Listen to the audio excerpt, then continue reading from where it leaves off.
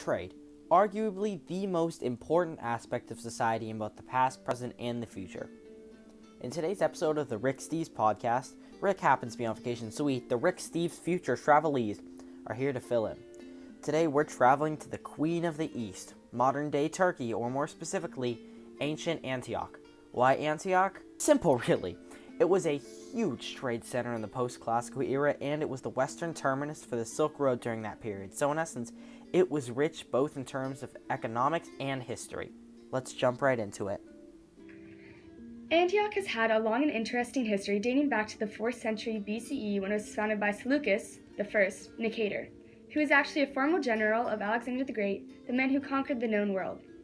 Nicator went on to found his own kingdom, the Seleucid Kingdom, with Antioch at the center of it. Things were good for a couple of years, but by the later half of its tenure as the kingdom of the Seleucid Kingdom, it was home to frequent rebellions and constant dissent with the royals. It got so bad that eventually Antiochus VIII called upon the Roman Republic and basically did the worst booty call ever and said, "Hey, you want to come over tonight and, conquer us?" And that's exactly what happened. Antiochus had his wish granted in 64 BCE when the Romans absorbed Antioch into their empire through the means of conquering.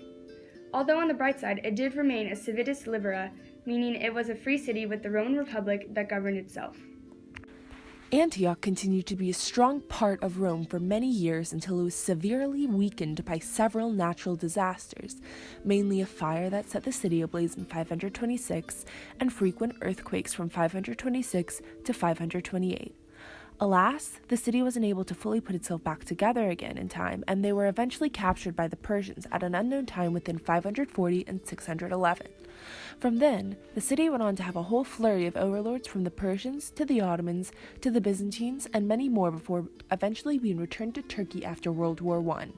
By then, the ancient city of Antioch had been destroyed and a new city was built in its place. So now that we know about its history, let's take a look at some of the historic sites that remain standing from all those years ago. The most exciting attraction for ancient history lovers in Antioch is by far the church.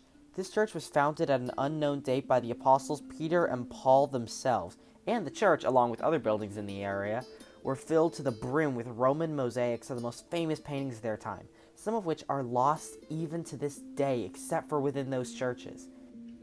The next major thing you can't talk about Antioch and avoid would be the impact of trade. Without trade, the city would have been nothing, even more nothing than the pile of rubble it is today.